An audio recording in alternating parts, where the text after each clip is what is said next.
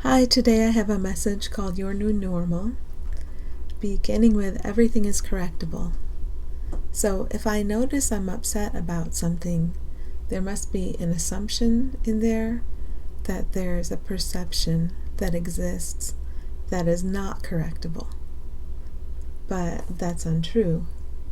When I believe things are real, I fix them, I make them immovable or more difficult to move. And that's not true.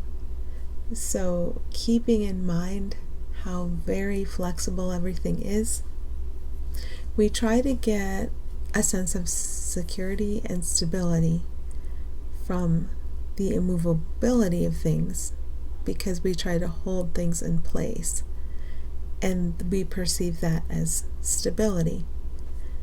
But at the same time, there are other things we look upon and we think they're very difficult or impossible to move or change, and that they need to change.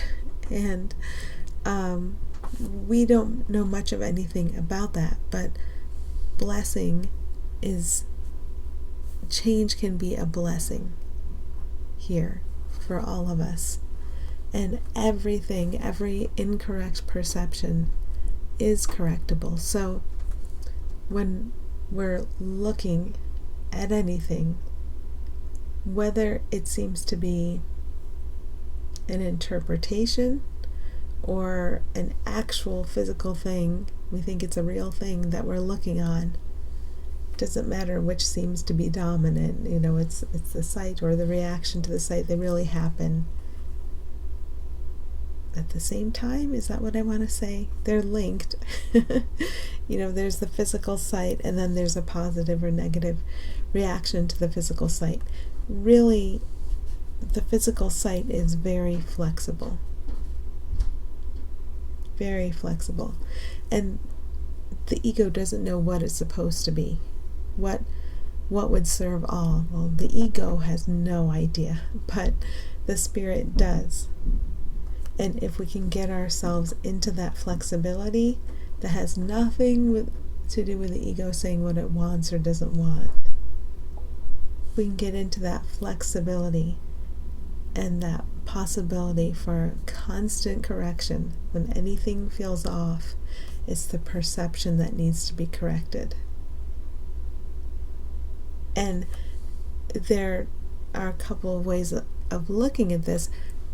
We could see something differently and now it doesn't matter that it seems to be there anymore.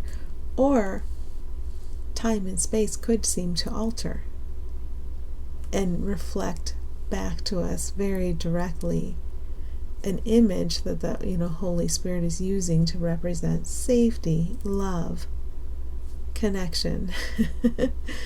So it's both ways.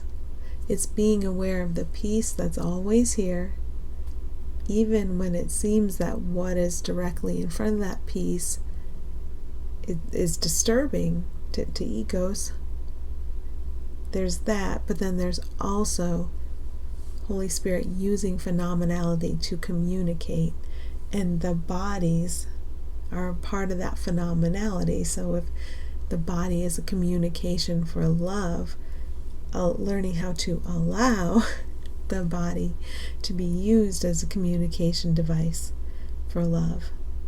And all of that sounds very complex, but when it's boiled down to allowing and to simply reorienting whenever anything doesn't feel good, just back into allowing, then it's not complex anymore. Okay, there is something so joyful waiting to be expressed everywhere. So we've hidden it, right? We've hidden our joy.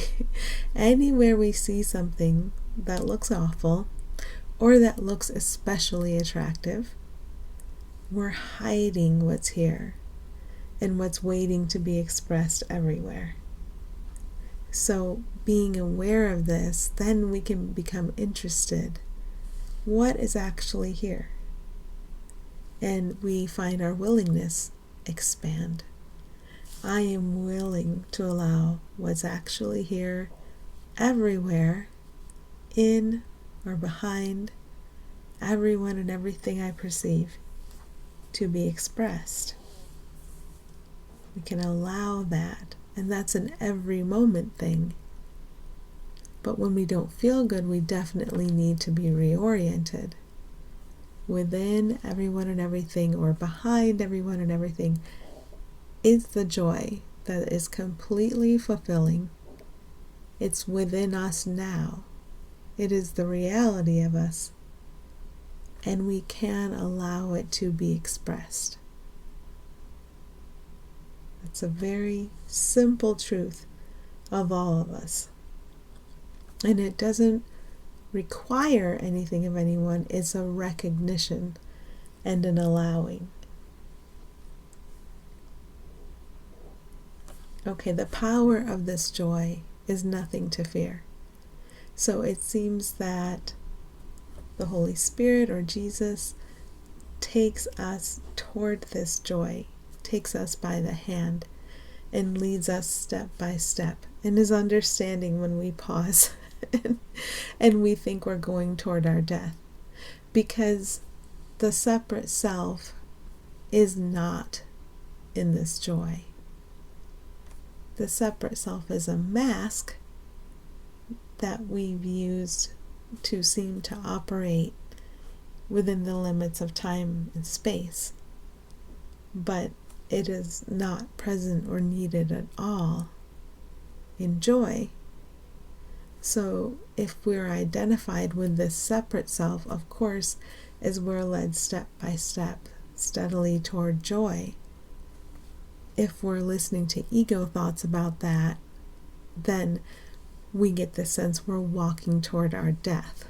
And all kinds of thoughts may come up as we take a step closer and closer, and that just helps us feel and see where we're identifying as and with a separate self, and where we're looking at everybody else and doing the same thing.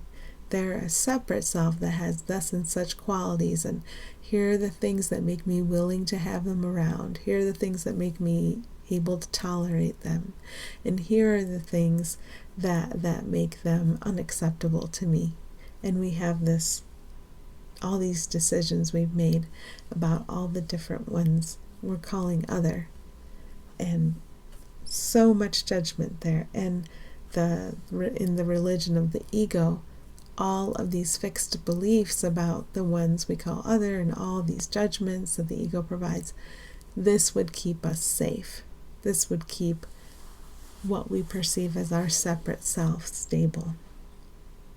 So we have all these opportunities to bump into where we're still attached to any part of this system that's going to protect a separate self, and to reorient toward sanity, toward what is truly here for all of us.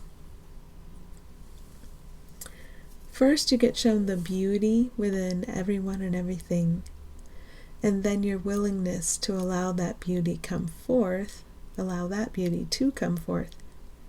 it expands. So an awareness dawns that what we have been looking at doesn't exist, but what has always been here and always will be here does exist, and it's universally beautiful. It's harmless, it's loving, and so there's great relief and joy in seeing that.